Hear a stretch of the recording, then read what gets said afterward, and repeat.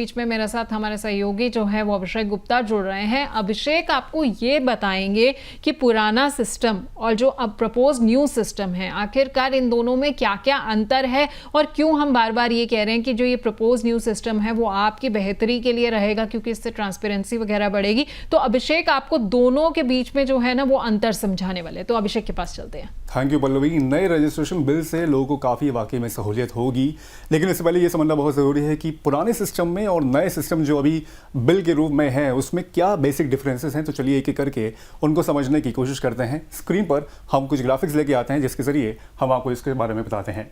तो पुराने सिस्टम में रजिस्ट्रेशन के लिए आपको ऑफिस जाना पड़ता था, जिसमें कि आपका टाइम, एनर्जी और पैसा बहुत सारा इसमें वेस्ट होता था। लेकिन अब नए सिस्टम में घर बैठे ही ऑनलाइन रजिस्ट्रेशन इसका पॉसिबल हो सकेगा।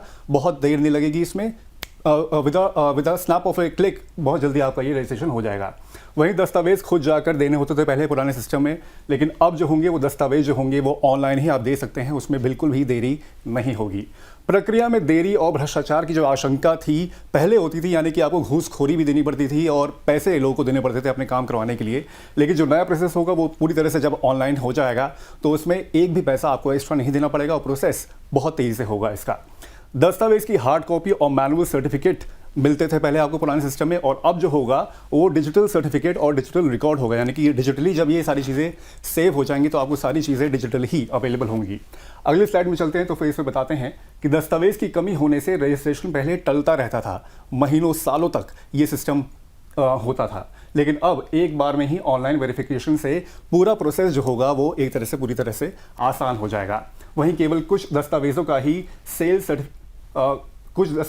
सेल सर्टिफिकेट का रजिस्ट्रेशन ज़रूरी होता था, लेकिन अब जो होगा वो power of attorney, agreement to sale और रजिस्ट्रेशन ज़रूरी होगा।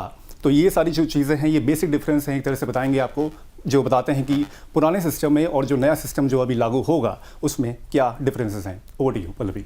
तो बहुत बहुत शुक्रिया अभिषेक आपका। आपने बहुत अच्छे से जो है स्पष्ट तरीके से हमें ये समझा दिया है कि पुराना सिस्टम क्या था, नया सिस्टम क्या है, दोनों के बीच में अंतर क्या है, और अब आपके सामने ये पूरी तस्वीर साफ हो गई है कि क्यों हम ये कह रहे हैं कि नया सिस्टम जो है वो कहीं ना कहीं आपकी बेहतरी के लिए जो है वो बनाया जा रहा है। क्योंकि ऑनलाइन प्रक्रिया होने से जो है ये सारी चीज़ें जो है वो पारदर्शी हो जाएंगी। वहाँ पर अभी तक जितनी भी आप परेशानियाँ झेल रहे थे कि भाई डिले जो है बहुत ज़्यादा रहता था, रजिस्ट्रेशन नहीं होता था, नहीं हो पाती थी, डिले हो रहा है, कभी आपको पैसे के चक्कर में जो है लटकाया जाता था, तो ये सारी चीज़ों से जो है ऐसा लग रहा है कि अब हमें जल्द ही निजात जो है वो मिल जाएगा। खैर इस बीच में हमारे साथ हमारे खास मेहमान जो है वो जुड़े हुए हैं, जय मोजरिया जो कि नेशनल चेयरमैन है नेरेटको नेक्स्ट जेन के, और इसके अलावा ब्रज ग्रुप के डायरेक्टर भी हैं। तो जय, मैं आपके पास एक बार फिर से वापस आना चाहूंगी। हम यहाँ पर बात कर रहे हैं कि सिस्टम कहीं ना कहीं जो है वो काफ़ी हद तक बेहतर हो जाएगा, लेकिन अभी हमने देखा कि जैसा कि अभिषेक ने अभी बताया था कि पहले क्या होता था कि केवल कुछ चीज़ों का रजिस्ट्रेशन जो होता था वो अनिवार्य होता था,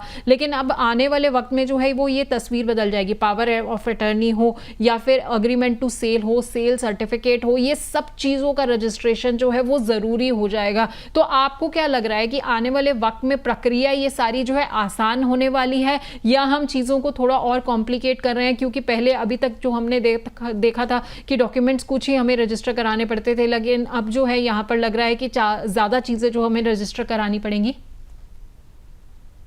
जैसे बात करें, आप बराबर बोल रहे हो, बहुत सारे स्टेट्स में रजिस्ट्रेशन आज भी कंपलसरी बहुत चीज़ों को लेकर नहीं है, जैसे कि पावर ऑफ अटर्नी हो गया या लिव इन लाइसेंस एग्रीमेंट हो गया, लेकिन वहां पर आप नोटरी कराते हो डॉक्यूमेंट को। और कुछ स्टेट्स ऐसे भी है, जैसे हम महाराष्ट्र की बात करें तो महाराष्ट्र ने leave in licence agreement online registration already चालू कर दिया है।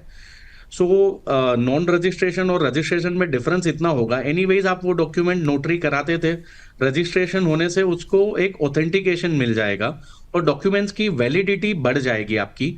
सो इनिशियली कुछ जहां पर कंपलसरी नहीं है रजिस्ट्रेशन, उन लोग को थोड़ा एडॉप्शन में तकलीफ होगा कि अभी एक प्रोसेस क्यों बढ़ा दिया, कंपलसरी क्यों कर दिया रजिस्ट्रेशन।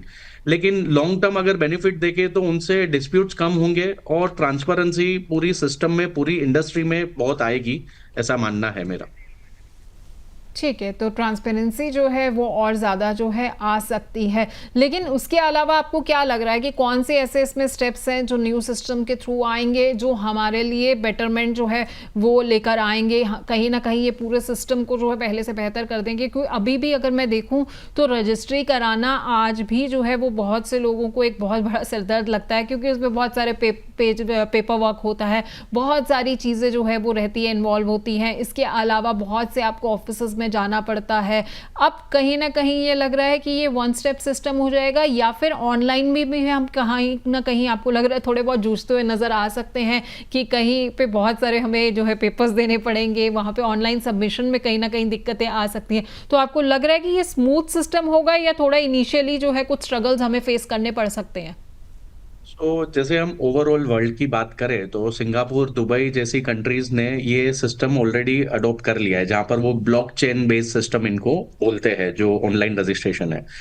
100% उनको कॉपी पेस्ट नहीं कर पाएंगे, लोकल कस्टमाइजेशन 100% जरूरी होगा।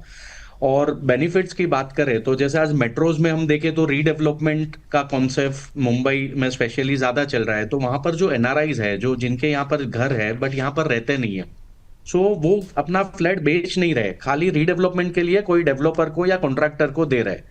उनके लिए भी सारी प्रोसेस के लिए आइदर उनको एम्बेसी में जाना पड़ता है, वहां पर लोकल जो उनकी इंडियन एम्बेसी है वहां पर जाना पड़ता है, या फिर पूरी प्रोसेस इंडिया आके स्पेशली कराना पड़ता है। तो ये ऑनलाइन हो जाने से सारी वो पावर ऑफ अटर्नी है या उनका जो PAAA एग्रीमेंट हम बोलते हैं, परमानेंट अल्टरनेट अकोमोडेशन एग्रीमेंट, ये सारी चीजें ऑनलाइन हो जाएगी।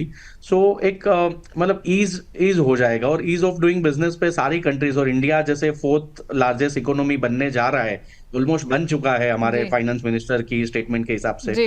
उसमें ईज होना बहुत जरूरी है, तो ही बिजनेस ग्रो कर पाएंगे, लोग ग्रो कर पाएंगे। एंड हम दूसरा हमारे लिए प्लस पॉइंट एक देखें तो हम इंडिया पूरे वर्ल्ड की यंगेस्ट पॉपुलेशन हमारे पास है, तो वो लोग इजीली अडॉप्ट कर पाएंगे ये सिस्टम को, और इजीली इंप्लीमेंट कर पाएगी गवर्नमेंट भी पब्लिक के सपोर्ट से। ठीक है, तो आपने कहा कि ईज ऑफ डूइंग बिजनेस पे जैसे अब फोकस था अभी तक सरकार का, अब इस पे भी फोकस आ गया कि इसमें भी जो है ईज रहे सबके लिए, जितने भी इन्वेस्टर्स भी हैं या जो घर खरीदने का, अपना घर बनाने का सपना देख रहे हैं।